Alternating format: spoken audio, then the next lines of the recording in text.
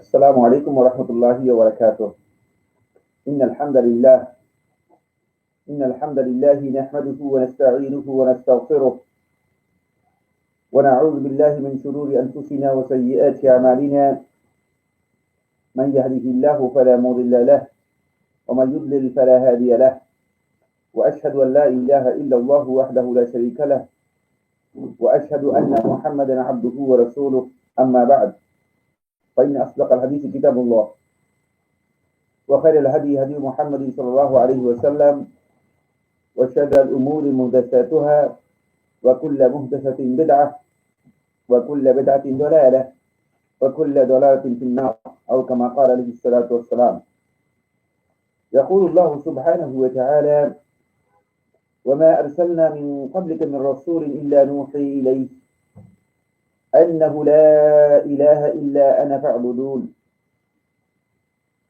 সুপ্রিয় দর্শক, দিনী ভাই বোনেরা, যারা আজকের এই গুরুত্বপূর্ণ অনলাইন হালাকায় অংশগ্রহণ করছেন, শুরুতেই আমি আপনাদের সবাইকে অত্যন্ত আন্তরিকভাবে মোবারকবাদ জানাচ্ছি।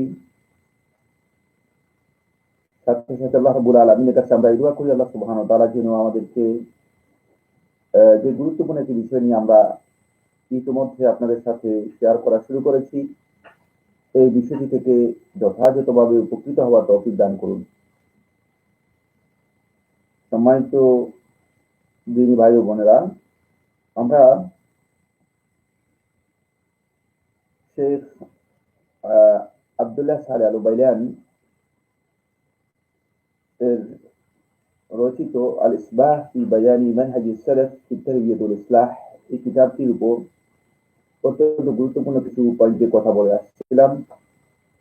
এটি হচ্ছে সালফে সালেহিনের মানহাজের উপর দাওয়াত ও সংশোধনের ক্ষেত্রে সালফে সালেহিন যে মানহাজ বা কর্মনীতিকে অনুসরণ করেছিলেন, সেই কর্মনীতির উপর লিখিত অত্যন্ত গুরুত্বপূর্ণ একটি বই। এখানে লেখক হাফিজাহুল্লাহ তাআলা ধারাবাহিকভাবে সালাফের যেই মূলনীতিগুলো ছিল, কর্মনীতিগুলো ছিল, সেগুলোকে একটি একটু করে উল্লেখ করেছেন।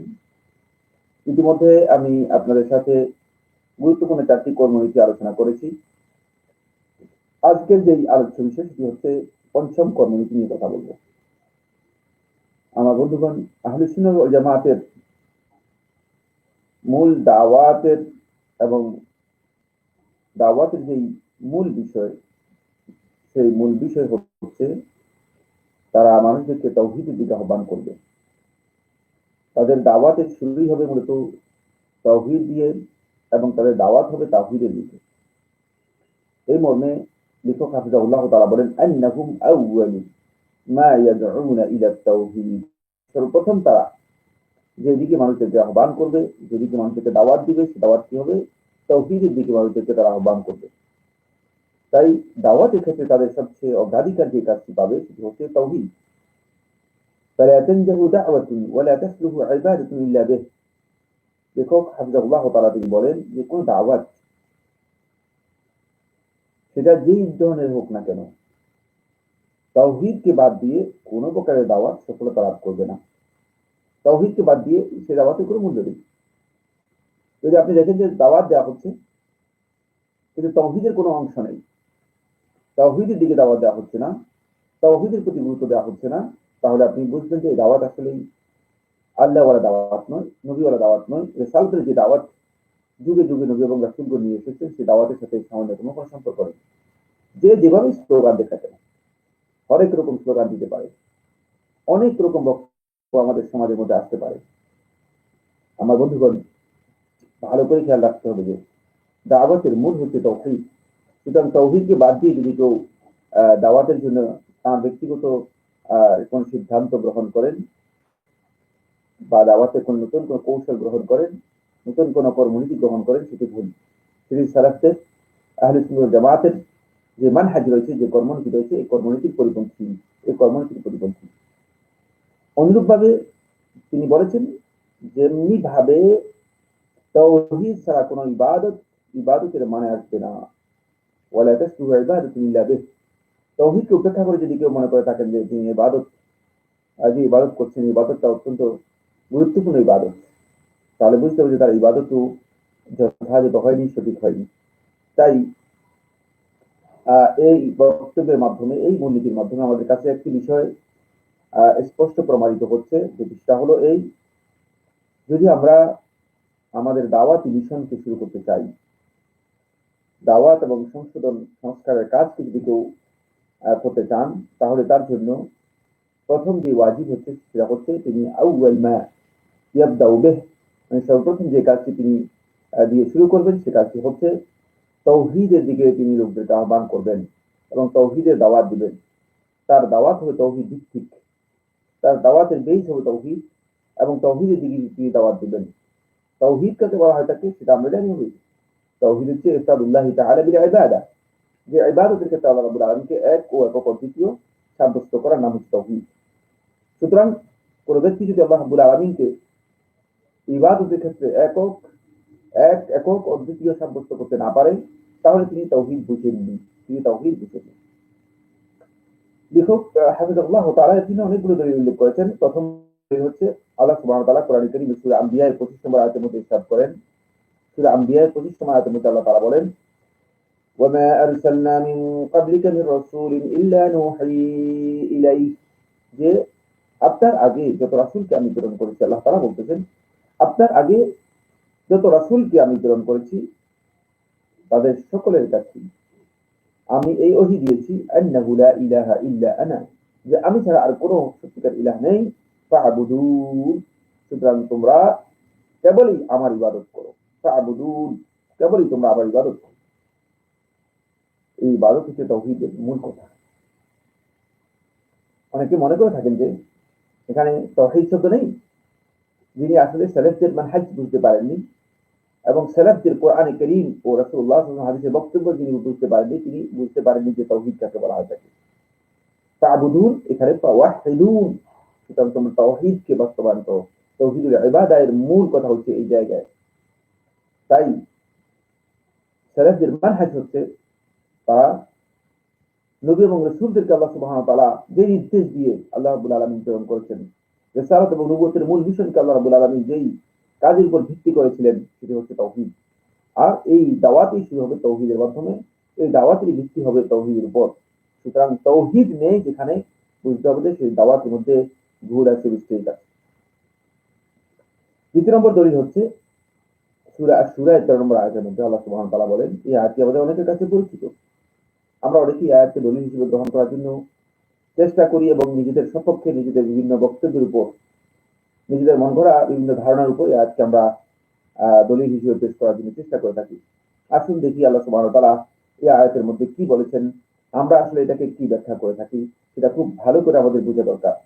সূরা আশ-শূরা 13 নম্বর আয়াতের মধ্যে আল্লাহ সুবহানাহু ওয়া তাআলা বলেন, শারা'a লাকুম মিনাদ-দীনি মা ওয়াসসা বিহি নূহা ওয়াল্লাযী আওহাইনা ইলাইক, আল্লাহ সুবহানাহু ওয়া তাআলা বলেন শারা'a লাকুম, তোমাদের জন্য আল্লাহ রাব্বুল আলামিন বৈধ করে দিয়েছেন, প্রবর্তন করেছেন দ্বীন এর মধ্যে থেকে মা ওয়াসসা বিহি নূহান, যার মাধ্যমে নূহকে আল্লাহ সুবহানাহু ওয়া তাআলা উপদেশ দিয়েছিলেন, ওয়াল্লাযী আওহাইনা ইলাইকা, এবং যা আল্লাহ রাব্বুল আলামিন আপনার কাছে ওহী করেছেন, বা আমি যা আপনার কাছে ওহী করেছি, ওয়া মা ওয়াসাইনা বিহি, আর যে উপদেশ আমি দিয়েছি, যে ওসিয়ত আমি করেছি ইব্রাহিম ওয়া মূসা ওয়া ঈসা, ইব্রাহিম, মূসা ওয়া ঈসাকে, সেটা কি পুরোটার কথা হচ্ছে আন আকিমুদ্দীন, যে তোমরা দ্বীনকে কায়েম করো, তোমরা দ্বীনকে প্রতিষ্ঠা করো।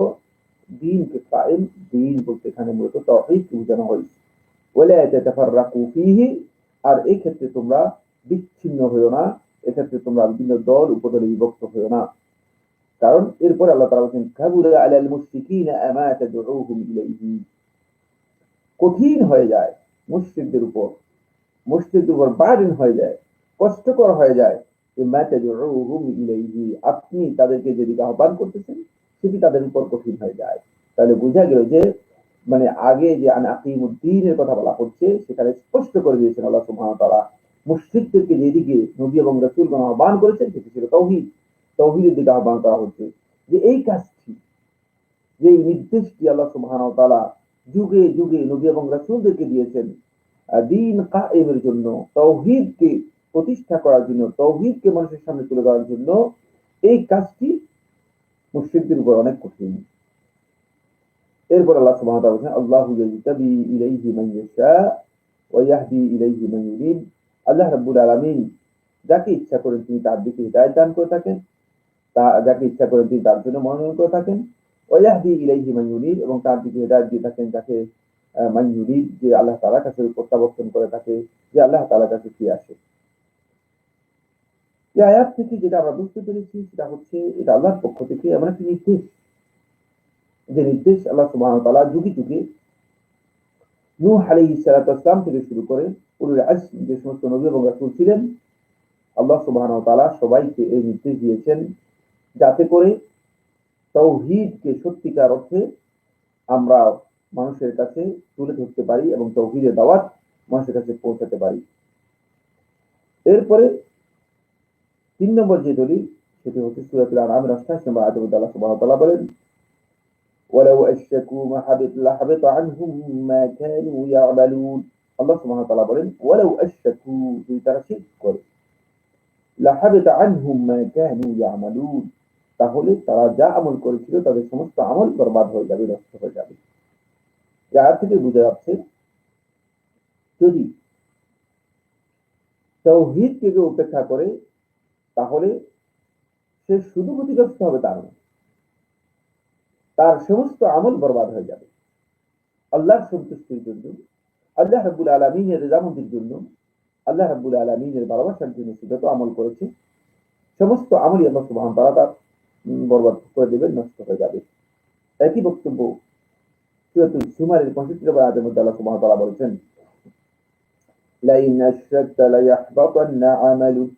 আর আপনিও যদি, এটা খেতাব করা হচ্ছে আল্লাহ হাবিব সাল্লাল্লাহু আলাইহি ওয়াসাল্লাম, সুবহানাল্লাহ, যদি কোনো খেতাব রাসূলুল্লাহ সাল্লাল্লাহু আলাইহি ওয়াসাল্লাম করা হয় থাকে তাহলে বুঝতে হবে যে এই বিষয়টি এত গুরুত্বপূর্ণ যে উম্মতের প্রত্যেকটি ব্যক্তির জন্য অবধারিত অপরিহার্য একটি বিষয় হচ্ছে যে এই বিষয় জেনে নেওয়া লাইন আশরাকতা লায়াহবাতান্না আমালুক।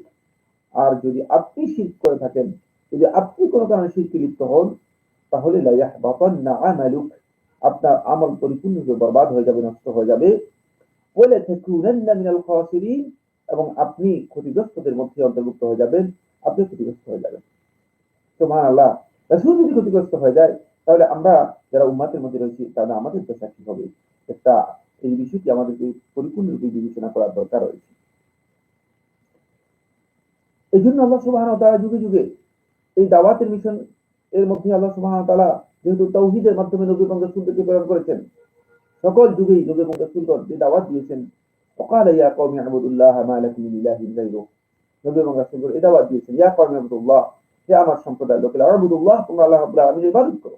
এই ইবাদত বলতে এখানে তাওহীদ বোঝানো হয়েছে, তাওহীদুল উলুহিয়্যা। আল্লাহ রাব্বুল আলামিনের যে ইবাদত রয়েছে সেই ইবাদত তোমরা করো, একক ভাবে একমাত্র আল্লাহ তাআলার ইবাদত করো। মা লাকুম মিন ইলাহিন গায়রুহু, আল্লাহ রাব্বুল আলামিন ছাড়া তোমাদের কোনো ইলাহ বা মাবুদ নেই। আল্লাহ রাব্বুল আলামিন ছাড়া তোমাদের কোনো মাবুদ বা ইলাহ নেই। সুতরাং একমাত্র সত্যিকার ইলাহ হচ্ছেন আল্লাহ সুবহানাহু ওয়া তাআলা। তারই অধিকার হচ্ছে, তারই ইবাদত করতে হবে, অন্য কারো ইবাদত করা যাবে না। এদের সকলের কথা আল্লাহ সুবহানাহু ওয়া তাআলা বলে দেওয়ার পরে সূরা আনআমের ৯০ নম্বর আয়াতের মধ্যে আল্লাহ সুবহানাহু ওয়া তাআলা বলেন উলাইকাল্লাযীনা হাদাল্লাহ, আর তারা হচ্ছে ওই সমস্ত লোক, ওই সমস্ত লোকেরা, উলাইকাল্লাযীনা হাদাল্লাহু, যাদেরকে আল্লাহ তাআলা হিদায়াত দিয়েছেন, ফাবিহুদাহু মুক্তাদিহ, সুতরাং তাদের হিদায়াতের মাধ্যমে আপনি অনুসরণ করুন। আমাদেরকে ইক্তেদা করতে বলা হচ্ছে, অনুসরণ করতে বলা হচ্ছে। আমরা তাদের হিদায়াতের এই আলোর পথ ধরে আমাদেরকে অনুসরণ করতে হবে। কুল লা আসআলুকুম আলাইহি আজরা, আপনি বলে দিন লা আসআলুকুম আলাইহি আজরা, এই কাজের জন্য আমি তোমাদের কাছে কোনো প্রতিদান, তোমাদের কাছে কোনো পারিতোষিক, তোমাদের কাছে কোনো ধরনের পুরস্কার কিছু চাই না। ইন হুয়া ইল্লা যিকরা লিল আলামিন, নিশ্চয়ই এটি কেবল বিশ্ববাসীর জন্য স্মরণ কারী, বিশ্ববাসীর জন্য উপদেশ, এছাড়া কিছু নয়। বন্ধুগণ, এখানে তিনি আরেকটি দলিল উল্লেখ করেছেন যেটি আল্লাহ রাসূল সাল্লাল্লাহু আলাইহি ওয়াসাল্লাম হাদিস থেকে বর্ণনা করেছেন, আব্দুল্লাহ ইবনে আব্বাস রাদিয়াল্লাহু আনহু, সহিহ বুখারী ও মুসলিমে রয়েছে। ইমাম বুখারী রাহিমাহুল্লাহ তাআলা তার সহিহে বর্ণনা করেছেন হাদিস নম্বর 1389, ইমাম মুসলিম রাহিমাহুল্লাহ তাআলা তার সহিহে বর্ণনা করেছেন হাদিস নম্বর 19। عن ابن عباس رضي الله تعالى عنهما أنه قال আব্দুল্লাহ ইবনে আব্বাস রাদিয়াল্লাহু আনহু বলেন, তিনি বলেন রাসূলুল্লাহ সাল্লাল্লাহু আলাইহি ওয়াসাল্লাম ইরশাদ করেছেন, লাম্মা বা'আসা মুআয ইল ইয়ামান, আল্লাহ নবী সাল্লাল্লাহু আলাইহি ওয়াসাল্লাম যখন মুআয বিন জাবাল রাদিয়াল্লাহু তাআলা আনহুকে ইয়ামানে প্রেরণ করলেন, قال له মুআয রাদিয়াল্লাহু তাআলা রাসূলুল্লাহ সাল্লাল্লাহু আলাইহি ওয়াসাল্লাম এই নির্দেশনা দিলেন বা নির্দেশ দিলেন, ইন্নাকা তা'তি কওমান আহলা কিতাব, তুমি এমন একটি জাতির কাছে তুমি যাচ্ছ, এমন একটি জাতির কাছে তুমি গমন করছো যারা আহলে কিতাব, তাদের কাছে কিতাব আছে। সুতরাং যাদের কাছে জ্ঞান আছে, পূর্ববর্তী জ্ঞান রয়েছে, তাদেরকে এলোমেলো কথা বলে চলবে না, তাদেরকে আন্দাজের উপর কোনো বক্তব্য দেওয়া যাবে না। এখানে আল্লাহ নবী সাল্লাল্লাহু আলাইহি ওয়াসাল্লাম সতর্ক করে দিচ্ছেন মুআয বিন জাবাল রাদিয়াল্লাহু তাআলা আনহুকে যে তারা কিতাব আগে থেকে তাদের কাছে কিতাবের জ্ঞান রয়েছে। সুতরাং যাদের কাছে কিতাবের জ্ঞান রয়েছে তাদের কাছে কথা বলতে হলে অবশ্যই সেভাবেই বলতে হবে। তাই রাসূলুল্লাহ সাল্লাল্লাহু আলাইহি ওয়াসাল্লাম নির্দেশ দিচ্ছেন, ফালইয়াকুন আউওয়ালা মা তাদউ ইলাইহি, সুতরাং তোমার সর্বপ্রথম তাদেরকে যেদিকে আহ্বান তুমি করবে, যেদিকে তাদেরকে দাওয়াত দিবে, সেটা হচ্ছে শাহাদাতু আল্লা ইলাহা ইল্লাল্লাহ, আল্লাহ রাব্বুল আলামিনের ওয়াহদানিয়ত একত্ববাদ এবং আল্লাহ রাব্বুল আলামিনের উলুহিয়তের দিকে সর্বপ্রথম তাদেরকে দাওয়াত দিবে। বুখারী ও মুসলিম হাদিসের মধ্যে রয়েছে। বুখারীর আরেকটি riwayat-এর মধ্যে এই হাদিস এভাবে এসেছে, যদি ৭৩৭২ নম্বর হাদিসের মধ্যে এসেছে, ৭৩৭২ নম্বর হাদিসের মধ্যে এসেছে, ফালিয়াকুন আউওয়ালা মা তাদউহুম ইলাইহি, যে সর্বপ্রথম, ফালিয়াকুন আউওয়ালা মা তাদউহুম, সর্বপ্রথম তুমি তাদেরকে যেদিকে আহ্বান করবে, ইলা আন ইউহিদুল্লাহ তাআলা, তারা যেন আল্লাহ রাব্বুল আলামিনের তাওহীদ সাব্যস্ত করে। একেবারে সেই বুখারী ভাই, ইলা আন ইউহিদুল্লাহ তাআলা, তারা যেন আল্লাহ রাব্বুল আলামিনের তাওহীদের দিকে মানুষকে আহ্বান করে। এই বক্তব্য থেকে স্পষ্ট কথা প্রতীয়মান হচ্ছে, প্রমাণিত হচ্ছে যে তাওহীদ শব্দটি রাসূলুল্লাহ সাল্লাল্লাহু আলাইহি ওয়াসাল্লামের হাদিসের মধ্যে এসেছে। কোরআনে কারীমের মধ্যে তাওহীদ শব্দটি বিভিন্নভাবে আসছে। কোরআনে কারীমের পরতে পরতে আল্লাহ সুবহানাহু ওয়া তাআলা তাওহীদের কথা উল্লেখ করেছেন। কিন্তু নিশ্চয়ই কিছু আলেম অথবা কিছু ভাই কোরআন এবং হাদিসের নামে তারা মানুষদেরকে অপপ্রচার করার জন্য চেষ্টা করে যাচ্ছেন, এই কথা বলে যে কোরআন এবং হাদিসের মধ্যে তাওহীদের কথা নেই। তারা এই বক্তব্য দিয়ে যারা মানুষদেরকে তাওহীদের দিকে আহ্বান করে থাকে এবং তাওহীদের কথা বলে থাকেন, তাদেরকে একদিক থেকে অবজ্ঞা করছেন, আরেক দিক থেকে মানুষদেরকে তাদের কাছ থেকে সরিয়ে নেওয়ার জন্য চেষ্টা করছেন এবং তাদের দাওয়াতকে, তাদের মিশনকে যাতে করে বিভিন্ন দিক থেকে বাধা দেওয়া যায়, এই মিশনের সামনে প্রতিবন্ধকতা তৈরি করা যায়, এই অপপ্রয়াস বা অপচেষ্টা চালিয়ে যাচ্ছেন। আমি অত্যন্ত বিনীতভাবে অনুরোধ করবো এই বন্ধুদেরকে, না, আপনাদের এই কাজটি যথার্থ নয়, সঠিক নয়, বরং তাওহীদের বক্তব্য আল্লাহ রাসূল সাল্লাল্লাহু আলাইহি ওয়াসাল্লাম হাদিসের মধ্যেই রয়েছে। কোরআনে কারীমের বহু আয়াত রয়েছে, আমি সেদিকে গেলাম না। কোরআনে কারীমের মধ্যে যিনি তাওহীদকে খুঁজে পান না, আমি একেবারে স্পষ্ট অর্থহীনভাবে কথা তাকে বলে দিতে চাই যে আমার ভাই, আপনি যদি কোরআনের মধ্যে তাওহীদকে খুঁজে না পান, তাহলে আপনি আসলে কোরআনকেই খুঁজে পাননি। যে কোরআন আল্লাহর কালাম, সে কোরআন আপনি বুঝতে পারেননি, সে কোরআনের জ্ঞানই আপনার মধ্যে আসে। কোরআনের ব্যাপারে আপনি নির্বোধের মতো হয়ে গিয়েছেন। কোরআনের ব্যাপারে আপনি এখনো জাহিলদের যে পরিধি রয়েছে, সে পরিধি থেকে বেরিয়ে আসতে পারেননি। কারণ কোরআন শুরুই হয়েছে মূলত তাওহীদের বক্তব্য দিয়ে। কোরআন তো প্রথমেই আল্লাহ রাব্বুল আলামিনের পরিচয়কে নিয়ে কোরআনের শুরু বা যাত্রা হয়েছে। সুতরাং আপনি যদি তাওহীদ খুঁজে না পান, এটা আপনার ব্যর্থতা, কোরআনের ব্যর্থতা নয়।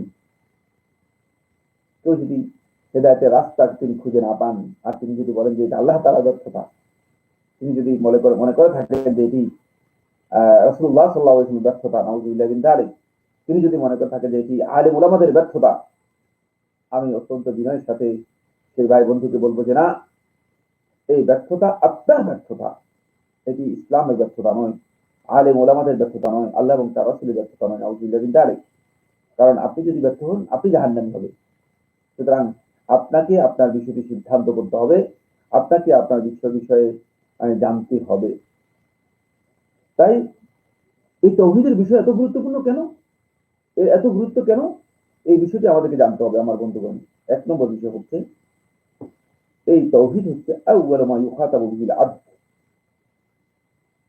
সর্বপ্রথম বান্দাকে আল্লাহ সুবহানাহু ওয়া তাআলা যে সম্বোধন করে থাকেন, বান্দার কাছে আল্লাহ রাব্বুল আলামিনের পক্ষ থেকে সর্বপ্রথম যে আহ্বান, যে খেতাব, যে সম্বোধনটুকু, সেটা হচ্ছে তাওহীদ।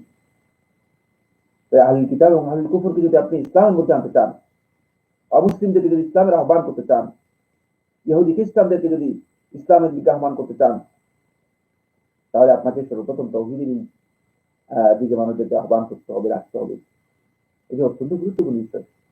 তৌহিদের এই তোরণ দিয়ে যদি কেউ ইসলামের মধ্যে প্রবেশ করতে না পারে, তিনি কিয়ামত পর্যন্ত আর ইসলামে প্রবেশ করতে পারবেন না। সুতরাং আপনার আমার দাওয়াত যদি তৌহিদ থেকে শুরু না হয় থাকে, তাহলে বুঝতে হবে যে দাওয়াত সালাফদের যে মানহাজ রয়েছে, মানহাজের উপর ভিত্তি করা হয়নি। একেবারেই সহজ কথা। দ্বিতীয় নম্বরের গুরুত্ব হচ্ছে ইন্নাহু আউয়ালু ওয়াজিবিন আলা আবদ, এটি হচ্ছে বান্দার উপর সর্বপ্রথম ওয়াজিব। সুবহানাল্লাহ, এই ওয়াজিবের অপরিহার্যতা এত বেশি যে বান্দা সর্বপ্রথম তৌহিদের মুখাতাব, তৌহিদের সম্বোধন করা হবে এবং সর্বপ্রথম ওয়াজিব হিসেবে বান্দার উপর এটাই সর্বপ্রথম ওয়াজিব হবে। যদি তৌহিদকে তিনি মেনে না নেন, তাহলে তার উপর শরীয়তের আর কোনো ওয়াজিব তিনি পালন করলেও কোনো লাভ হবে না। শরীয়তের কোনো ওয়াজিব তার কাছে মানে মূল্যহীন। এগুলো আল্লাহ রাব্বুল আলামিনের কাছে মোটেই অ্যাকসেপ্টেবল নয়, মোটেও গ্রহণযোগ্য নয়। তৌহিদ এত গুরুত্বপূর্ণ যে এটি সর্বপ্রথম ওয়াজিব। ফলে এটাকে আল্লাহ সুবহানাহু ওয়া তাআলা বান্দার উপর আল্লাহ তাআলার হক হিসেবে আখ্যায়িত করেছেন। মুআয বিন জাবাল রাদিয়াল্লাহু বর্ণিত হাদিসের মধ্যে রাসূলুল্লাহ সাল্লাল্লাহু আলাইহি ওয়াসাল্লাম বলেন, আতাদরি ইয়া মুআয মা হাক্কুল্লাহি আলাল ইবাদ, যে মুআয আপনি কি জানেন যে বান্দাদের উপর আল্লাহ তাআলার হক কোনটি রয়েছে? তখন আল্লাহ রাসূল সাল্লাল্লাহু আলাইহি ওয়াসাল্লাম বলেছেন যে আন ইয়াবুদুহু ওয়া লা ইউশরিকু বিহি শাইআ, যে বান্দা আল্লাহ তাআলার ইবাদত করবে তাওহীদ, ওয়া লা ইউশরিকু বিহি শাইআ, আল্লাহ রাব্বুল আলামিনের সাথে কোনো কিছু শরীক করবে না। শিরক মুক্ত ইবাদত হচ্ছে মূলত বান্দার উপর আল্লাহ রাব্বুল আলামিনের হক এবং বান্দার উপর সর্বপ্রথম ওয়াজিব। 3 নম্বর যে পয়েন্টটি সেটা হলো বন্ধুগণ, এই তাওহীদ হচ্ছে মূল শর্ত ফি কবুলিল ইবাদাতি ওয়াল আমালিস সালিহা, সকল প্রকার ইবাদত এবং সকল প্রকার নেক আমল আল্লাহ রাব্বুল আলামিনের কাছে বান্দাদের গ্রহণ করার ক্ষেত্রে গ্রহণযোগ্য হওয়া ক্ষেত্রে আপনি আমি যত আমল করি না কেন, যত কাজ করি না কেন,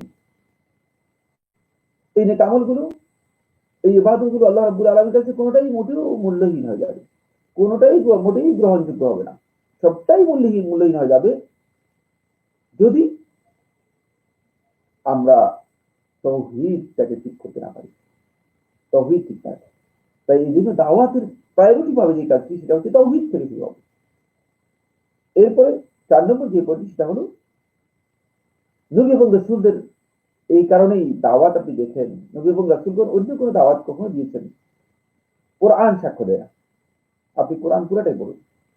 আমি অত্যন্ত বিনীতভাবে ওই সমস্ত বন্ধুদেরকে আহ্বান করব, ওই সমস্ত বন্ধুদেরকে আমি বলবো যে আপনার কোরআন পুরোটাই পড়ুন। আপনি বিভিন্ন ধরনের দাওয়াতের স্লোগান দেখতে পাচ্ছেন, আজকে হাজার রকমের স্লোগান দাওয়াতের আছে আমাদের শয়তানে, আমাদের ময়দানে, আমাদের জনপদে দাওয়াতের শেষ নেই। কত প্রকারের দাওয়াত যে মানুষ আবিষ্কার করেছে, কিন্তু এইসব দাওয়াত কি নবী এবং রাসূলদের যে দাওয়াত রয়েছে দাওয়াতের সাথে সামঞ্জস্যপূর্ণ? নবী এবং রাসূলগণ যে দাওয়াত দিয়েছেন সে দাওয়াতের সাথে কি এর মিল আছে? না, নবী এবং রাসূলদের দাওয়াত তো ভিত্তি একটাই ছিল, নবী এবং রাসূলদের দাওয়াত তো একটাই, সেটা হচ্ছে তাওহীদের দিকে নবী এবং রাসূলগণ দাওয়াত দিয়েছেন। সুতরাং যদি আমরা আমাদের দাওয়াতকে নবী এবং রাসূলদের দাওয়াতের দিকে আমরা করতে না পারি, তাহলে আমাদেরকে বুঝতে হবে আমার বন্ধুগণ আমাদের দাওয়াত সঠিক বা যথার্থ হচ্ছে না। ফলে আল্লাহ নবী সাল্লাল্লাহু আলাইহি ওয়াসাল্লাম একেবারেই যখন এই দাওয়াত শুরু করেছেন, ইয়া আইয়ুহান নাস কুলু লা ইলাহা ইল্লাল্লাহ তুফলিহু, হে লোক সকল তোমরা লা ইলাহা ইল্লাল্লাহ এর ঘোষণা দাও। আল্লাহ রাব্বুল আলামিন তাওহীদের এই কালেমার কথা রাসূলুল্লাহ সাল্লাল্লাহু আলাইহি ওয়াসাল্লাম ডেকে ডেকে বলেছেন যে হে লোক সকল তোমরা তাওহীদের ঘোষণা দাও, তুফলিহু তোমরা সফল হতে পারবে, তোমরা সাকসেস হতে পারবে, তোমাদের জন্য সফলতা অবধারিত হয়ে যাবে। আর এই তাওহীদ এর মাধ্যমে রাসূলুল্লাহ সাল্লাল্লাহু আলাইহি ওয়াসাল্লামের শেষ কথাটুকু হয়।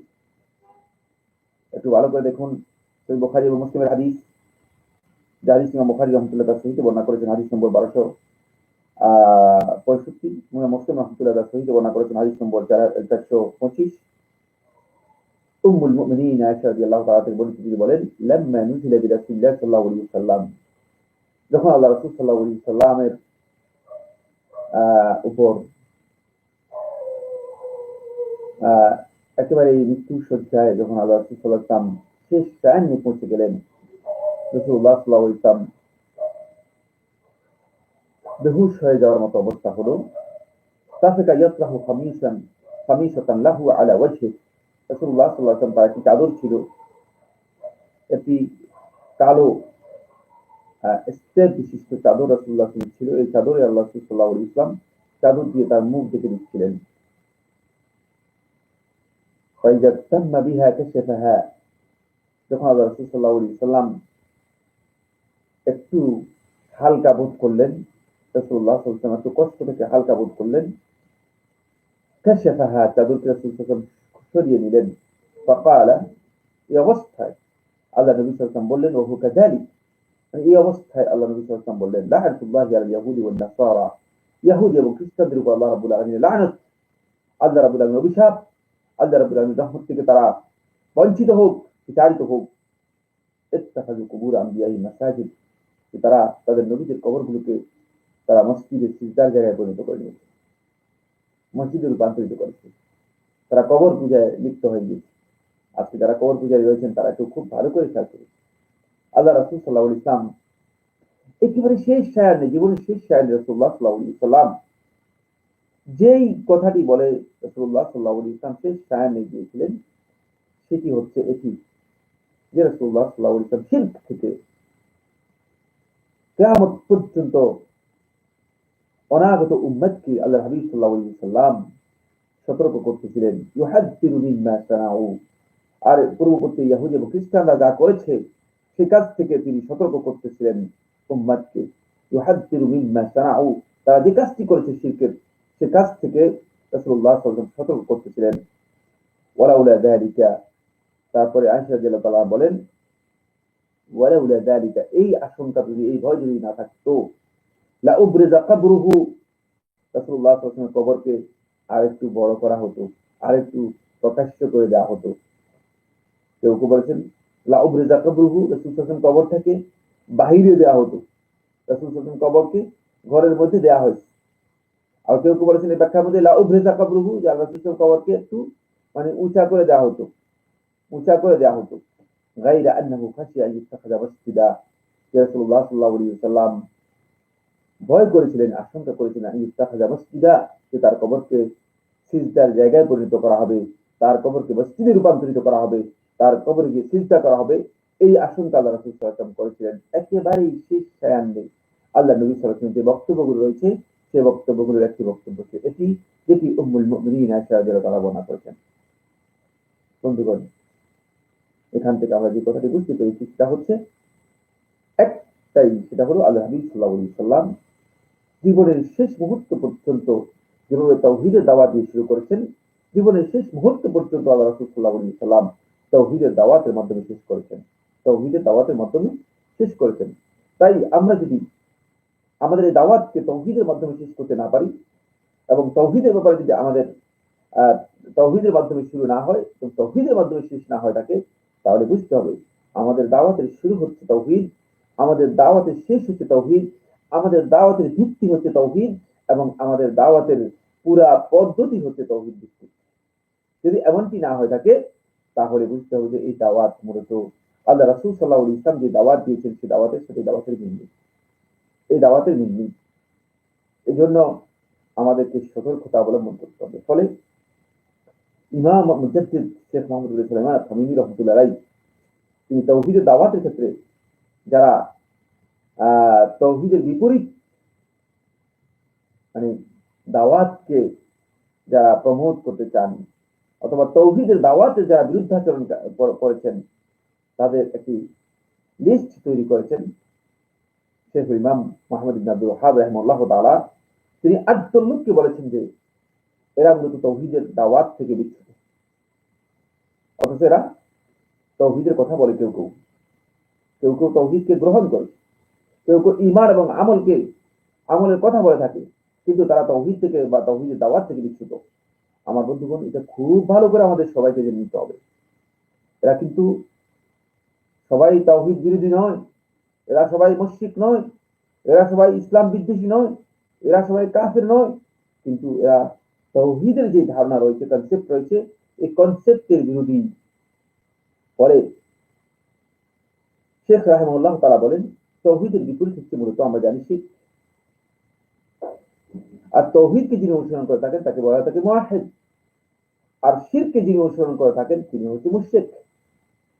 তাই শিরক এবং মুশরিককে সমর্থন করার ক্ষেত্রে যদি কোন তাওহীদপন্থী ব্যক্তি যদি কোনোভাবেই তাকে সমর্থন করে থাকে তাহলে তিনি তাওহীদের ব্যাপারে তিনি আপোষকামী এবং তাওহীদের সত্যিকার অনুসারী নয়, বরং তাওহীদের বিরুদ্ধে। কোন না কোন পয়েন্টে, কোন না কোন ক্ষেত্রে তিনি তাওহীদের পরিপন্থী। ফলে সবচেয়ে বড় যেই তাওহীদের বিরুদ্ধবাদী বা বিরোধী তিনি হচ্ছেন মান খালাফা ফিল জামি', যে চারটি পয়েন্টে সকল ক্ষেত্রেই তাওহীদের বিরুদ্ধাচরণ করেছে। এক নম্বর হচ্ছে যে ব্যক্তি গ্রহণ করেছে, বিশ্বাস করেছে এবং এবং শিরকে দ্বীন হিসেবে গ্রহণ করেছে, বিশ্বাস করেছে, তাওহীদকে অস্বীকার করেছে এবং তাওহীদকে বাতিল মনে করেছে। চারটি কথা। একটা হচ্ছে শিরকে মেনে নেয়া, দ্বিতীয় হচ্ছে শিরকে দ্বীন হিসেবে বিশ্বাস করা, তাওহীদকে অস্বীকার করা এবং তাওহীদকে বাতিল মনে করা। এই চারটি কাজ যে করে থাকে সে একেবারেই তাওহীদের বিরোধী এবং তাওহীদের চরম বিরোধী হিসেবে তাকে বিবেচনা করা হবে। দুই নম্বর হচ্ছে মানুষের মধ্যে দ্বিতীয় দল হচ্ছে তারা যারা আল্লাহ তাআলার ইবাদত করে থাকে এককভাবে, কিন্তু শিরককে অস্বীকার করে না এবং মুশরিকদের বিরুদ্ধাচরণ করে না, সেও কিন্তু তাওহীদপন্থী নয়, তার দাওয়াতও তাওহীদপন্থী হবে না। দাওয়াতের দিক থেকে সে তাওহীদের দাওয়াত দানকারী নয়। খুব ভালো করে খেয়াল করুন, আমি তো ইসলামে দাবি করছি,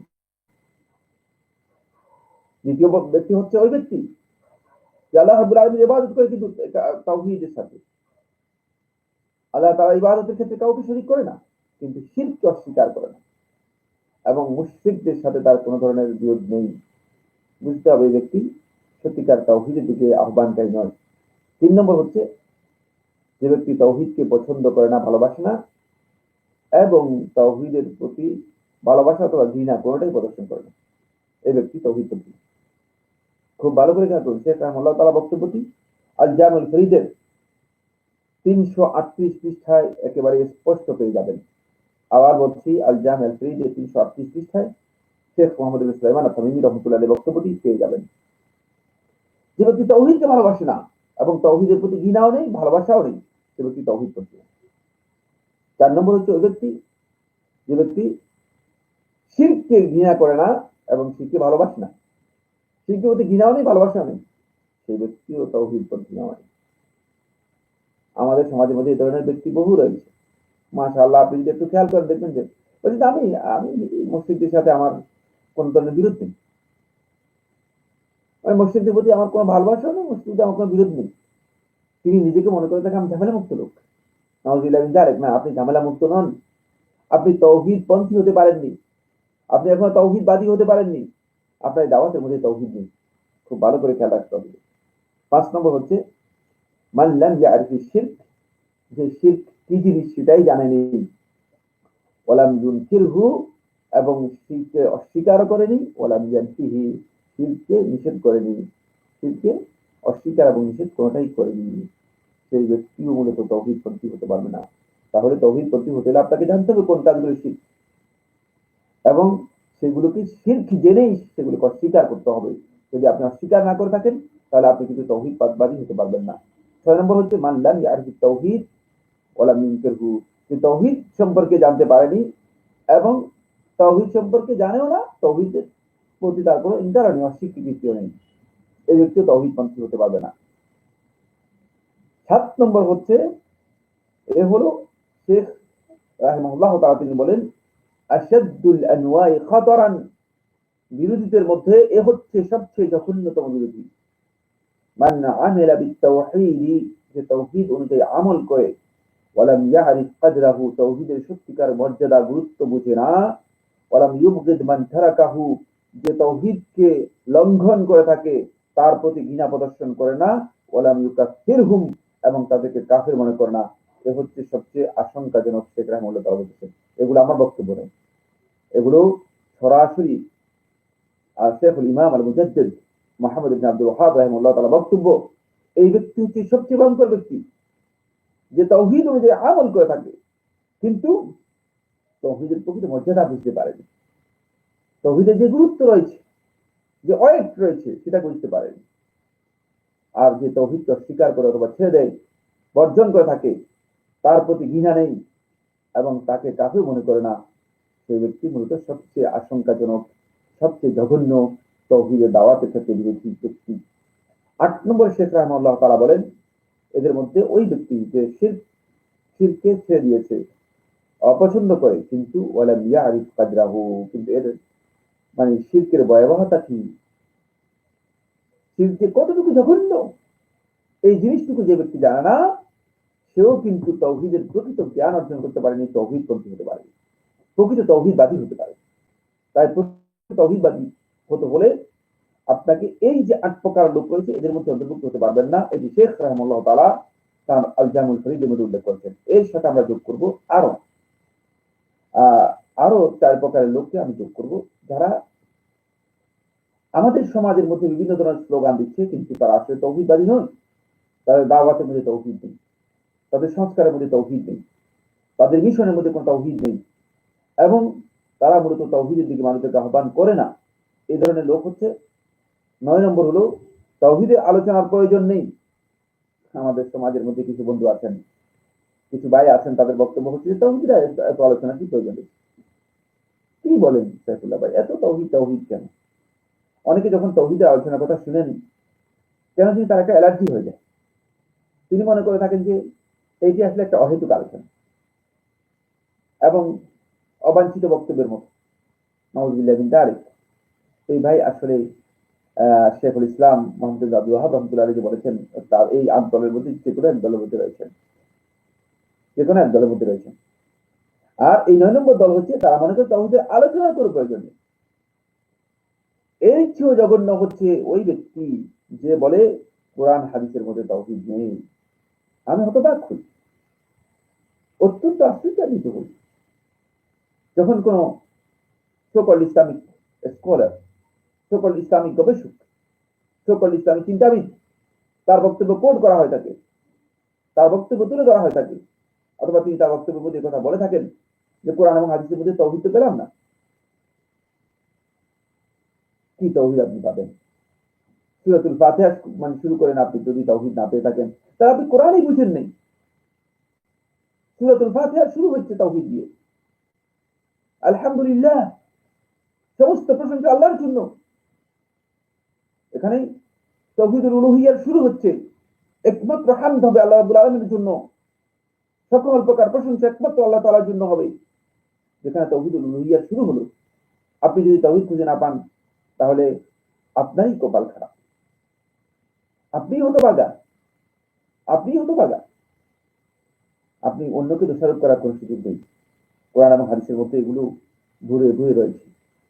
আমাদের হয়তো না জানার কারণ, আমাদের অজ্ঞতা রয়েছে, জ্ঞানের অভাব রয়েছে, সেটা ভিন্ন কথা। কিন্তু খেয়াল রাখতে হবে একটি বিষয়, আমার বন্ধুগণ, সেটা হচ্ছে তাওহীদের আলোচনার প্রয়োজন নেই এই বক্তব্য যারা দিয়ে থাকেন, তারা সত্যিকার তাওহীদপন্থী নয়। বরং শেখ যাদেরকে বলেছেন যে আল মুখালিফিন লিদাওয়াতিত তাওহীদ, তাওহীদের দাওয়াতের যারা বিরুদ্ধবাদী, তাদের মধ্যে অন্তর্ভুক্ত। ১০ নম্বর, তাওহীদের দাওয়াতের বিরুদ্ধবাদীদের মধ্যে অন্তর্ভুক্ত হবে ওই সমস্ত ব্যক্তিরা যারা তাওহীদ ও আকীদার আলোচনা উম্মার মধ্যে অনৈক্য তৈরি করবে, উম্মার শত বছরের ঐক্যের মাঝে ফাটল সৃষ্টি করবে, এই বক্তব্য দিয়ে থাকেন। খুব ভালো করে খেয়াল করুন, খবরদার। কিছু মানুষ, কিছু ভাই আছেন, তারা বলতেছেন তাওহীদ এবং আকীদার আলোচনা উম্মার মধ্যে ফাটল সৃষ্টি করবে, উম্মার মধ্যে অনৈক্য তৈরি করবে। নাউযুবিল্লাহি মিন যালিক। এই বক্তব্য যদি কেউ দিয়ে থাকেন, তিনি তাওহীদের দাওয়াতের মূলত চরম বিরোধী। তিনি বুঝেন নাই যে তিনি কি বলেছেন। খুব ভালো করে খেয়াল করুন, প্রশ্নই আসে না। তাওহীদের উপর ভিত্তি করে মূলত উম্মাহ হয়েছে। উম্মার ভিত্তি কোথায়? কাকে আপনি উম্মাহ বলতেছেন? কাকে আপনি মনে করছেন যে তিনি উম্মাহ? নাউযুবিল্লাহি মিন যালিক। উম্মার ভিত্তি তো হচ্ছে তাওহীদ। তাওহীদের উপর ভিত্তি হয়ে উম্মাহ তৈরি হয়েছে। আর সেই তাওহীদকে যদি আপনি কেটে দেন, এর অর্থ হচ্ছে আপনি মানে গোড়া থেকে আপনি এই তাওহীদের গাছ উম্মার যে গাছ রয়েছে সেই গাছটা কেটে দিয়েছেন। তাহলে আপনি কিসের উপর মানে আপনি ঐক্যের কথা বলছেন? কিসের ভিত্তিতে আপনি ঐক্যের কথা বলছেন? আপনার এই ঐক্যের কোনো ভিত্তি আছে কিনা? আপনার ঐক্যের কোনো প্রয়োজনীয়তা আছে কিনা? আপনার ঐক্যের মাধ্যমে কি আপনি সাধন করতে চাচ্ছেন? এই ঐক্যের মাধ্যমে কি হবে? কিছুই তো হবে। সুতরাং সতর্কতা অবলম্বন করতে হবে। তাওহীদের দাওয়াতের পরিপন্থী বক্তব্য হচ্ছে কথা। তাওহীদের দাওয়াতের পরিপন্থী, দাওয়াতুত তাওহীদের পরিপন্থী হচ্ছে এই বক্তব্য যে উম্মার কোন ব্যক্তি কথা বলবে যে তাওহীদ এবং আকীদা আলোচনা করলে উম্মার মধ্যে অনৈক্য তৈরি হয়ে যাবে, উম্মার মধ্যে ফাটল সৃষ্টি হবে।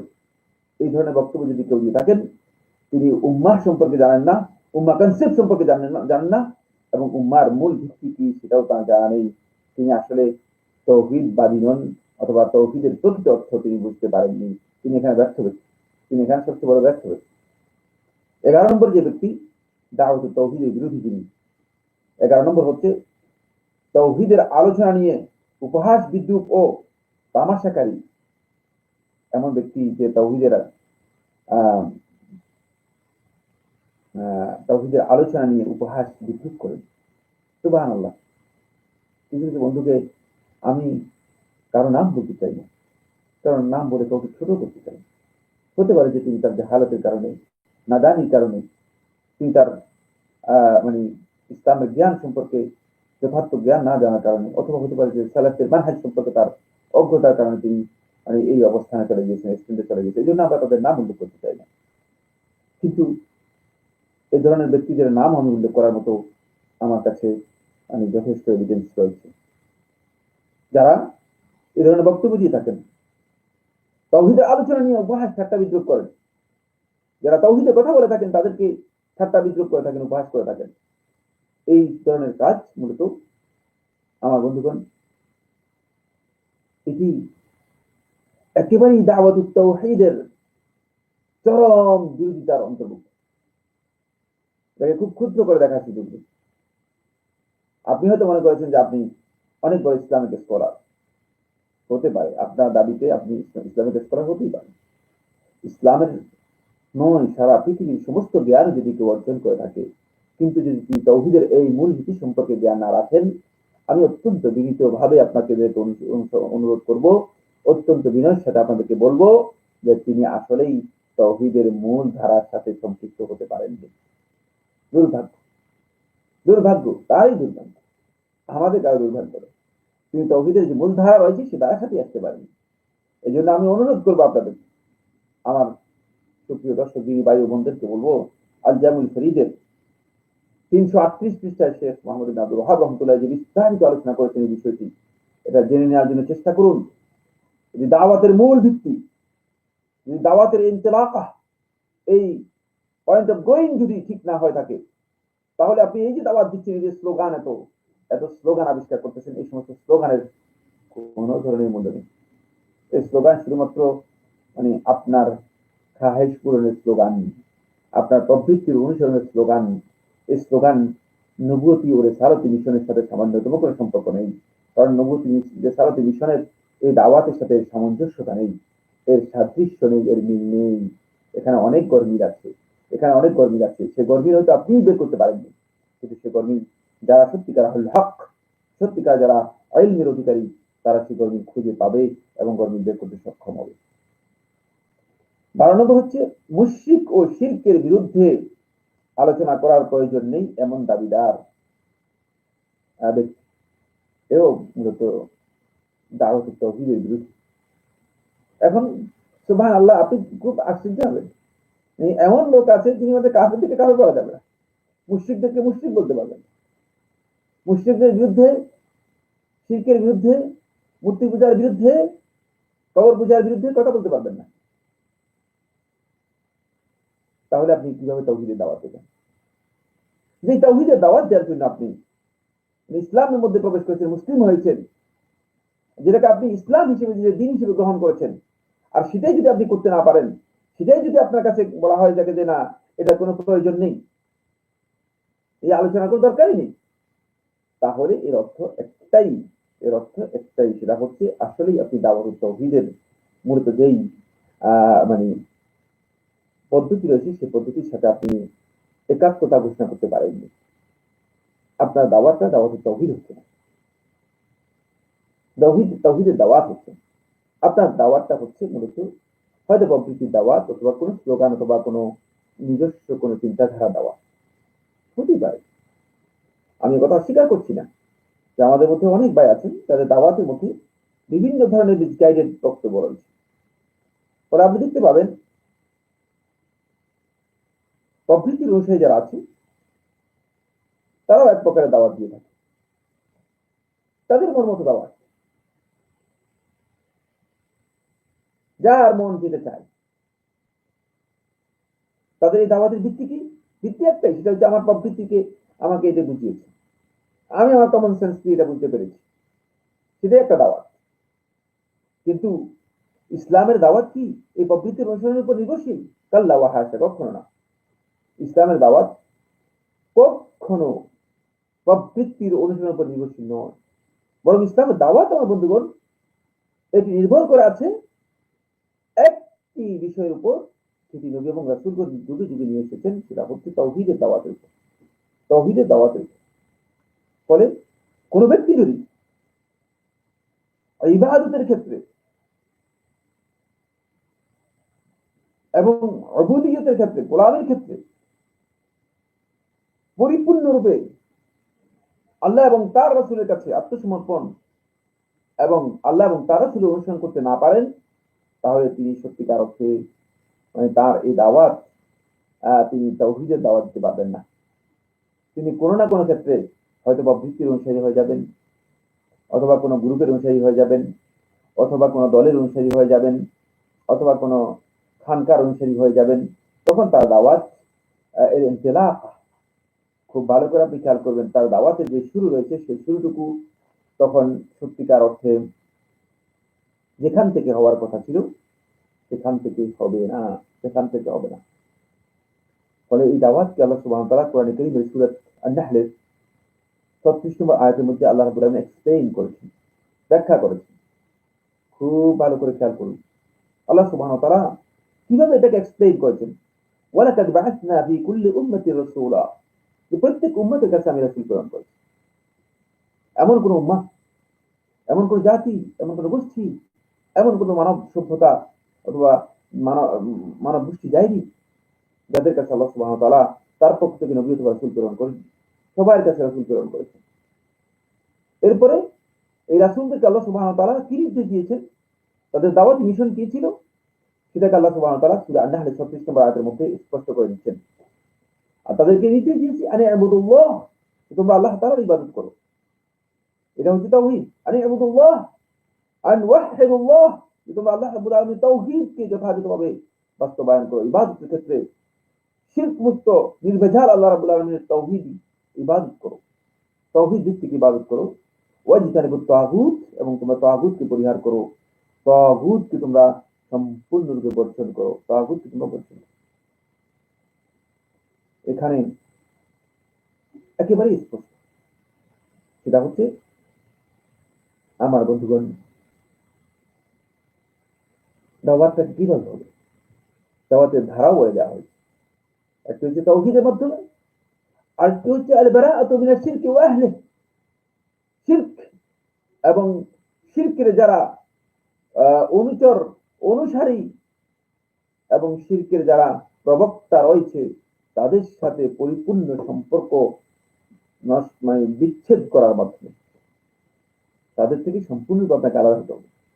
আপনি যদি মনে করেন যে তাদের সাথেও সখ্যতা থাকবে, আবার আল্লাহকেও সন্তুষ্ট করার জন্য চেষ্টা করবেন, এর অর্থ যদি শয়তানকেও সন্তুষ্ট করতে চান, আল্লাহকেও সন্তুষ্ট করতে চান, শয়তানের প্রজেক্ট বাস্তবায়ন করতে চান, আল্লাহ তাআলার প্রজেক্ট বাস্তবায়ন করতে চান, দুটো একসাথে কোনোদিন সম্ভব না, দুটো একসাথে কোনোদিন সম্ভব না। ফলে এখানে আমি আপনাদের কাছে অত্যন্ত গুরুত্বপূর্ণ কয়েকটি কথা বলবো, সেটা হচ্ছে এই যে ব্যক্তি এই মানহাজের বিরুদ্ধাচরণ করবেন, তাওহীদকে বাদ দিয়ে, তাওহীদ ব্যতীত তিনি তার দাওয়াত এবং দাওয়াতের স্লোগান অন্য কোনো স্লোগান নিয়ে দাওয়াত শুরু করবে, মানে তাওহীদের যে স্লোগান রয়েছে স্লোগান দিয়ে তিনি যখন দাওয়াত শুরু করবেন, তার এই দাওয়াত আল্লাহ এবং তার রাসূলের যে দাওয়াত রয়েছে দাওয়াতের পরিপন্থী হবে, বিরোধী হবে। মুখালাফাতুল লিদাওয়াতি রাসূল, এটি রাসূলদের যে দাওয়াত রয়েছে সেই দাওয়াতের পরিপন্থী হবে, বিরোধী হবে। সুতরাং কেউ যদি, আমার বন্ধুগণ খুব ভালো করে খেয়াল করুন, একটি একটি করে আমি পয়েন্ট আপনাদের সমস্ত বলে যাবো, সময়ের কারণে লম্বা আলোচনা করতে পারবো না। কেউ যদি তাদের দাওয়াতকে শুরু করেন এই কথা বলে যে মানে ঐক্যের দাওয়াত দিয়ে শুরু করেন, তাহলে তিনি আসলে তাওহীদের দাওয়াতই দিচ্ছেন। তাই দাওয়াতের শুরুটা কি করে? আমাদের এখন বহু ভাই আছেন বলছে আসেন ঐক্যের দাওয়াত দেই। দাওয়াতের জন্য, ইসলাহের জন্য, সংস্কার সংশোধনের জন্য ঐক্যের দাওয়াত দিচ্ছেন প্রথমে, এটা শুদ্ধ নয়। আপনার এই দাওয়াতের পদ্ধতিতেই আপনার এই মানহাজটা, আপনার এই মানহাজ সালাফদের মানহাজ নয়, এবং নবী এবং রাসূলদের যে দাওয়াত রয়েছে দাওয়াতের মুখালেফ, এই দাওয়াতের বিরোধী। নবী এবং রাসূলগণ এই কথা বলেন নাই যে আসো প্রথমে আমরা ঐক্যের দাওয়াত দিই, প্রথমে আমরা ঐক্যের দাওয়াত দিই। নবী এবং রাসূলগণ এই বক্তব্য দেননি। সুতরাং কেউ যদি মনে করে থাকেন যে নবী এবং রাসূলদের দাওয়াতের সাথে তার দাওয়াতের মিল আছে কিনা, এখানে এসে তাকে থামতে হবে, দেখতে হবে তিনি যে দাওয়াত দিচ্ছেন, ঐক্যের কথা বলছেন, তার এই দাওয়াত কতটুকু সঙ্গত হচ্ছে, যথার্থ হচ্ছে, সেটাকে উপলব্ধি করতে হবে। দুই নম্বর হচ্ছে কেউ যদি তাদের দাওয়াতকে শুরু করেন যে রাষ্ট্র বা সরকার সংস্কার সংশোধন ও অন্যায়ের প্রতিবাদ দিয়ে। আপনি খুব ভালো করে খেয়াল করুন, রাষ্ট্র সরকার অন্যায়ের প্রতিবাদ এগুলো হচ্ছে ইসতিতাহাতের সাথে সম্পৃক্ত, সামর্থ্যের সাথে সম্পৃক্ত। এগুলো করতে হবে। আপনি রাষ্ট্রকে সংস্কার করবেন, সরকারকে সংস্কার করবেন, সরকারকে সংশোধন করবেন, কিন্তু খেয়াল রাখতে হবে যে আপনার দাওয়াতের যে এলাকা হচ্ছে, দাওয়াতের শুরু হচ্ছে যেটা, সেটা হচ্ছে তাওহীদের উপর, কিন্তু আপনি দাওয়াতটা শুরু করে দিয়েছেন রাষ্ট্র সংস্কার করার জন্য। রাষ্ট্র সংস্কারের কাজ দিয়ে আপনার এটা শুরু হবে না, কারণ এটা আপনার সামর্থ্যের সাথে জড়িত একটি বিষয়। সুবহানাল্লাহ, আল্লাহ নবী সাল্লাল্লাহু আলাইহি ওয়াসাল্লাম 13 বছর মক্কায় ছিলেন। কই রাষ্ট্র কাঠামো, মানে সমাজ কাঠামোকে রাসূলুল্লাহ সাল্লাল্লাহু আলাইহি ওয়াসাল্লাম জেলে সাজানোর জন্য, সংস্কার করার জন্য আল্লাহ নবী সাল্লাল্লাহু আলাইহি ওয়াসাল্লাম কোন ধরনের বক্তব্য দিয়েছেন? কিছুই পাওয়া যায় না। দীর্ঘ সময় রাসূলুল্লাহ সাল্লাল্লাহু আলাইহি ওয়াসাল্লাম শুধুমাত্র তাওহীদের মানে এই মেহনত করেছেন, তাওহীদের এই দাওয়াতের কাজ করেছেন। তাওহীদের এই দাওয়াতের কাজ করার থেকে বোঝা যায়, এটি স্পষ্ট করে প্রমাণিত সত্য। আমাদেরকে জানতে হবে যে এটাই হচ্ছে মূলত দাওয়াতের মূল বিষয়। যারা এটা বুঝেন নাই তারা আসলে এই সত্যিকার অর্থে দাওয়াত থেকে, দাওয়াতের যে শুরু হয়েছে সেই শুরুতেই তাদের গরজ, যাদের বিসমিল্লাহ গরজ, কিন্তু আসলে উপরে গিয়ে মানে ভুলে ভরপুর হয়ে যাবেন। বিসমিল্লাহ যদি কোনো গলদ হয়ে থাকে তাহলে তার পুরাটাই গলদ হয়ে যেতে পারে, হতে পারে যে সবটাই গলদ হতে পারে, অথবা অনেকটাই গলদ হতে পারে। তাই খুব ভালো করে খেয়াল করুন, বিসমিল্লাহ গলদ নিয়ে কথা বলছি আজকে। এরপরে 3 নম্বর পয়েন্ট হচ্ছে কেউ যদি তাদের দাওয়াতকে শুরু করেন যে খেলাফত প্রতিষ্ঠা দিয়ে। হ্যাঁ, আমাদের সমাজের মধ্যে কেউ কেউ আছেন যে তাদের বক্তব্য হচ্ছে খেলাফত প্রতিষ্ঠা করতে হবে। এমন ব্যক্তি রয়েছেন যিনি ইসলামের কিছু ফরজ ও ওয়াজিব পর্যন্ত নিজের মধ্যে প্রতিষ্ঠা করতে পারেন, তিনি খেলাফত প্রতিষ্ঠা করবেন। সারা বাংলাদেশ বা সারা বিশ্বের এই যে কোটি কোটি মানুষ রয়েছে তাদের মধ্যে তিনি ইসলাম প্রতিষ্ঠা করবেন, অথচ তিনি সেই বেচারা, এই গো বেচারা, আল্লাহ তাকে হিদায়াত দান করুন, তিনি নিজের মধ্যেই ইসলামটাকে, ইসলামের সামান্য কিছু ফরজ ওয়াজিব বিধিবিধান রয়েছে সেগুলো পালন করার মতো সামর্থ্য রাখেন না, সেগুলো পর্যন্ত করতে পারেন নাই। কিভাবে সম্ভব? এটা তো একেবারেই বিবেকের বাহিরের বক্তব্য। আমি কথা বলছি না, আমার এই বক্তব্য থেকে কেউ এই কোট করবেন না। আমি কথা বলছি না যে এর অর্থ এই নয় যে আপনি খেলাফত প্রতিষ্ঠার জন্য মানুষকে আহ্বান করবেন না। খেলাফত প্রতিষ্ঠার জন্য মানুষকে আহ্বান করতে পারেন, খেলাফত প্রতিষ্ঠার কথাও বলতে পারেন, কিন্তু সেটা আপনার এই দাওয়াত, তাওহীদের দাওয়াতের সাথে সেটা অ্যাড হবে, তাওহীদের দাওয়াতকে সেটা সাপোর্ট করবে, তাওহীদের দাওয়াতকে সাপোর্ট করবে। কিন্তু তাওহীদের দাওয়াতকে বাদ দিয়ে, তাওহীদের দাওয়াতকে উপেক্ষা করে, তাওহীদের দাওয়াত না দিয়ে আপনি এখান থেকে শুরু করেন, তাহলে আপনার বিসমিল্লাহ গলদ হয়ে যাবে, তাহলে আপনার বিসমিল্লাহ গলদ হয়ে যাবে। 4 নম্বর যে পয়েন্টটি সেটা হচ্ছে বন্ধুগণ, আমাদের মধ্যে কেউ কেউ আছেন যারা তাদের দাওয়াত শুরু করেন বা শুরু করেছেন জিহাদ বা কিতাল দিয়ে। এই ভাইরা কোথেকে এই মানহাজ নিয়েছেন? আমি হতবাক হই তাদের উস্কানিমূলক বক্তব্য থেকে। আমাদের কাছে এটা প্রতীয়মান হচ্ছে তাদের কাজই হচ্ছে একটা, সেটা হলো যাকেই দেখে তারা মনে করে যে তাকেই হত্যা করা দরকার। নাউযুবিল্লাহি মিন যালিক। আল্লাহ হাবিব সাল্লাল্লাহু আলাইহি ওয়াসাল্লামের মানহাজ কি এটা ছিল? নবী এবং রাসূলদের দাওয়াতের মধ্যে কি এটা পেয়েছেন? কোথায় পেয়েছেন? আপনার এই দাওয়াতের ইনতিলাকা, যেখান থেকে আপনি দাওয়াত শুরু করেছেন, সেই দাওয়াতের শুরুটাই আপনার ভুল। বিসমিল্লাহটাই আপনার গলদ। আপনার দাওয়াতের শুরুটাই একেবারে গলদ হয়ে গেছে। পরে আপনি মনে করছেন জিহাদ এবং কিতাল দিয়ে দাওয়াত শুরু হবে। না, তাওহীদ দিয়ে দাওয়াত শুরু হবে। তাওহীদের কোন এক পর্যায়ে গিয়ে তাওহীদের যারা চরম বিরোধী, তাওহীদকে যারা প্রতিহত করবে, উমিরতু আন উকাতিলান নাস হাত্তা ইয়াকুলু লা ইলাহা ইল্লাল্লাহ, তখন তখন এই লা ইলাহা ইল্লাল্লাহ এই মিশনকে কেউ স্তব্ধ করে দেওয়ার জন্য, এই মিশনকে কেউ ঠেকানোর জন্য চেষ্টা করবে, তার সাথে সামর্থ্যের আলোকে আপনি অবশ্যই কিতাল অথবা জিহাদে লিপ্ত হবেন। করে শুনতেন ওয়াল জিহাদ মাযী ইলা ইয়াউমিল কিয়ামা। আমরা বিশ্বাস করি রাসূলুল্লাহ সাল্লাল্লাহু আলাইহি ওয়াসাল্লাম হাদিস দ্বারা প্রমাণিত হয়েছে কিয়ামত পর্যন্ত জিহাদ থাকবে। ইসলামে জিহাদ থাকবে। কিন্তু জিহাদ থাকার অর্থ এই নয় যে আপনাদের যে কর্ম রয়েছে সেই সন্ত্রাসী কর্মকে আমরা সাপোর্ট করবো না। জিহাদের অর্থ সন্ত্রাস নয়। জিহাদকে মিসগাইডেড অর্থে নিয়ে গিয়েছেন। অধ্যস্ত সিদ্ধান্ত একটি অর্থ জিহাদের প্রয়োগ আপনারা দেখাচ্ছেন, যেটি ইসলাম কোনোভাবেই গ্রহণ করেন। কেউ কেউ তাদের দাওয়াতে শুরু করেছেন তাওহীদকে বাদ দিয়ে, তাদের দাওয়াতকে শুরু করেছেন দাওয়াতুত তাকফীর দিয়ে। সুবহানাল্লাহ। আপনি দেখতে পাবেন কোথায় কোথায় তাকফীর করা হচ্ছে, কোথায় কোথায় লোকদেরকে কাফির আখ্যায়িত করা হচ্ছে, কোথায় কোথায় লোকদেরকে কাফির বানানো হচ্ছে, তাদেরকে কুফরি ফতোয়া দেওয়া হচ্ছে। উদ্দেশ্য হচ্ছে একটাই, সেটা হলো মানে দাওয়াতুত তাকফীর হচ্ছে তাদের মূল কাজ। মনে হচ্ছে যেন তাদেরকে কেউ কেউ এজেন্ডা দিয়ে দিয়েছে। তারা কারো না কারো এজেন্ডা নিয়ে মানে কাজ করতেছেন, সেটা হচ্ছে তাকফীরের মাধ্যমে মানুষদেরকে ইসলাম থেকে বের করে দেওয়ার যে চেষ্টা রয়েছে, সেই চেষ্টা চালিয়ে যাচ্ছেন। আমি অত্যন্ত বিনীতভাবে অনুরোধ করবো না, আপনার এই দাওয়াতের মানে ইনতিলাক, আপনার এই দাওয়াতের যে শুরু, সেই শুরুটুকু যথার্থ হয়নি, সঠিক হয়নি। আপনার এই দাওয়াতের মধ্যে ভুল আছে, আপনার এই দাওয়াতের মধ্যে গলদ রয়েছে। যদি আপনার এই দাওয়াতের মধ্যে সঠিক হতো, তাহলে আপনি তাকফীর দিয়ে শুরু করতেন না। আপনি আল্লাহ হাবিব সাল্লাল্লাহু আলাইহি ওয়াসাল্লাম দাওয়াতের কাকে কাকে দেখেছেন যে রাসূল সাল্লাল্লাহু আলাইহি ওয়াসাল্লাম তাকফীরের মাধ্যমে শুরু করেছেন? তাকফীরের মধ্যে তো মানুষদেরকে দূরে সরিয়ে দেওয়া হচ্ছে। অথচ আল্লাহ হাবিব সাল্লাল্লাহু আলাইহি ওয়াসাল্লাম বলেছেন বাশশিরু ওয়া লা তুনাফিরু, তোমরা মানুষদেরকে সুসংবাদ দাও, ওয়া লা তুনাফিরু, মানুষদেরকে সরিয়ে দিও না। আপনি তো মানুষদেরকে সরিয়ে দিচ্ছেন, আপনার কাছ থেকে হটাই দিচ্ছেন।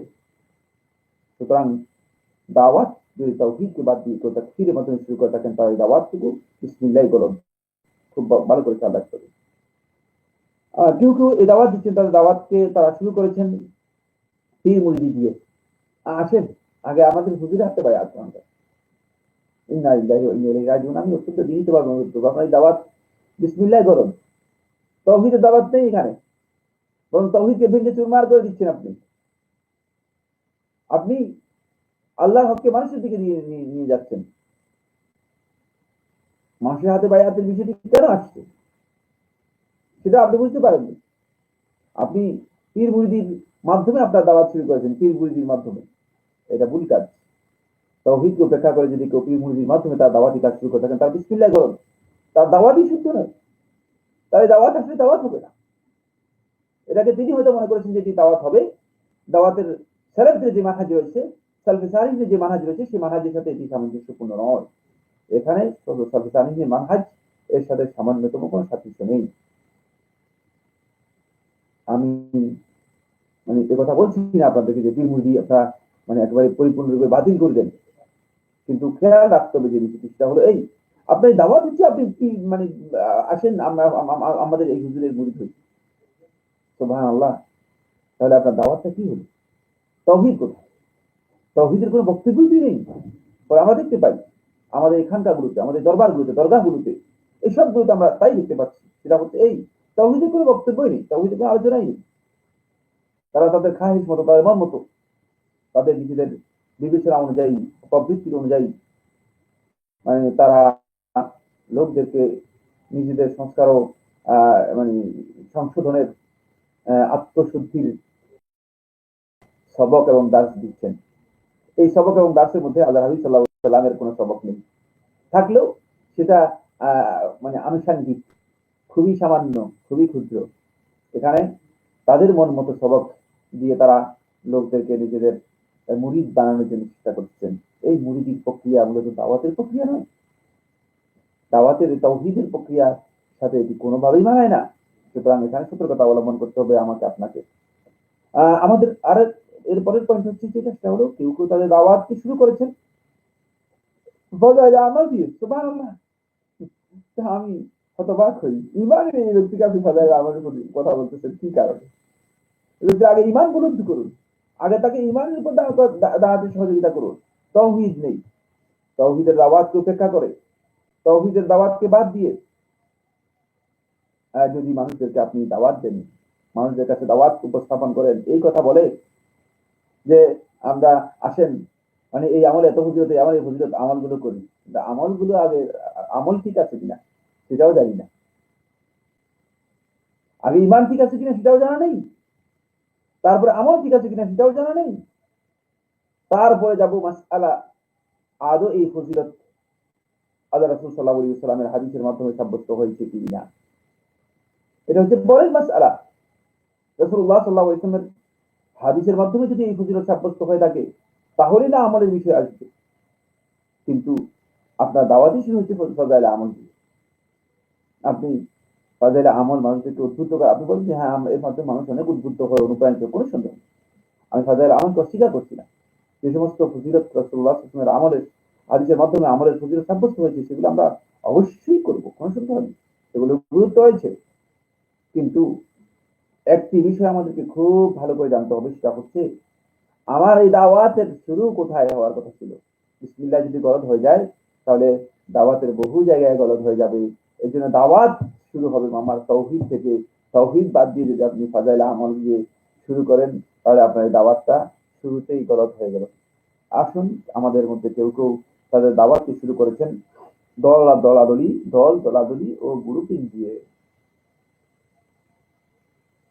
সুবহানাল্লাহ, এটা এমন একটা পর্যায়ে চলে গিয়েছে এখন দল ছাড়া কোনো মানুষের কোনো অস্তিত্বই নেই। আপনি যদি দল না করেন, গ্রুপিং এ না যান, তাহলে আপনাকে কেউ মূল্যায়িত করবে না, কোনো মূল্যই আপনার নেই। মনে হচ্ছে যেন আপনি একেবারেই কিছুই না। আর যদি আপনি দলের মধ্যে যান, আপনি সুবহানাল্লাহ, আপনি হচ্ছেন আল্লামা, আপনি হচ্ছেন শেখুল ইসলাম, ফকিহুল মিল্লাহ, আপনি হচ্ছেন মানে একেবারেই মানে আমিরুশ শরিয়া। আপনার লকবের আর শেষ নেই, লকবের খেতাবের শেষ নেই, আপনার সম্মানের মর্যাদার আপ্যায়নের শেষ নেই।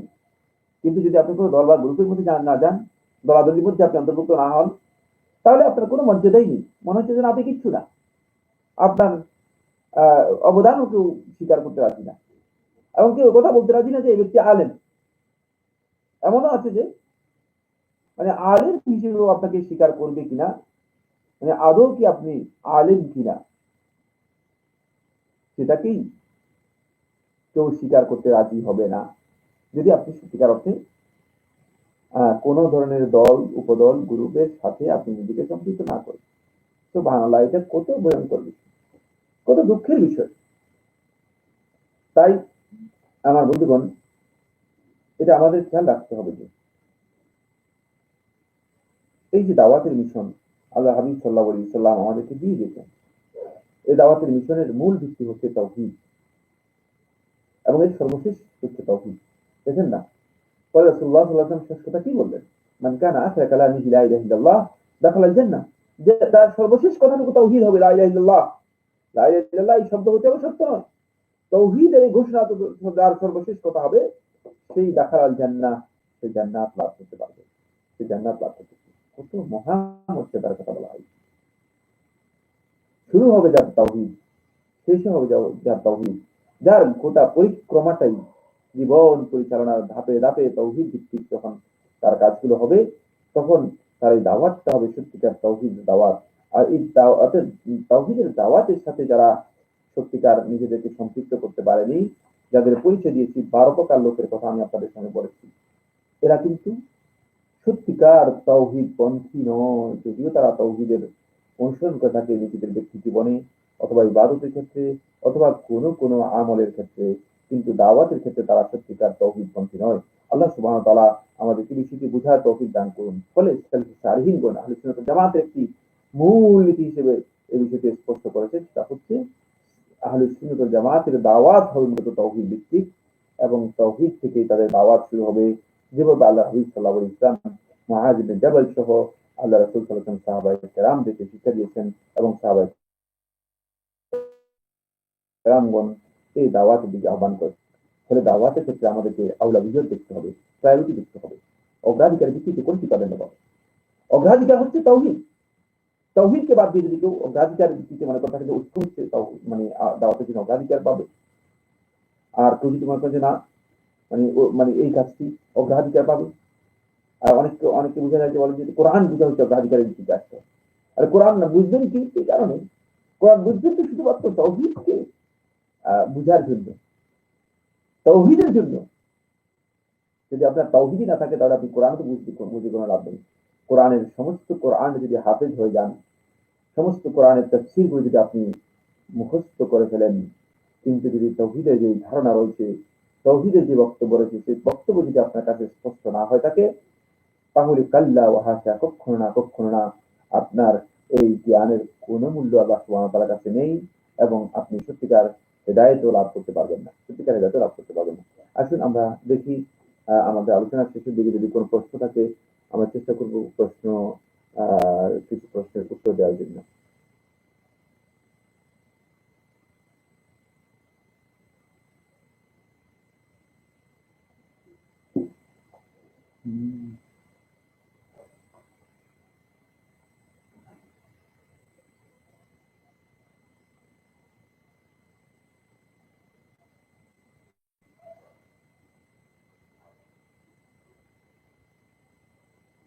তোমার দিন ভাই বোনেরা, আপনাদের যদি কোনো প্রশ্ন থাকে আপনারা প্রশ্ন পাঠাতে পারেন।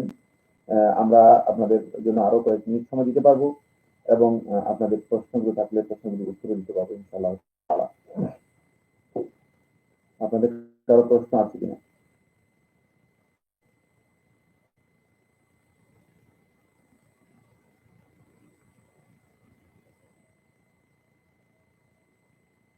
আর কোনো প্রশ্ন নেই।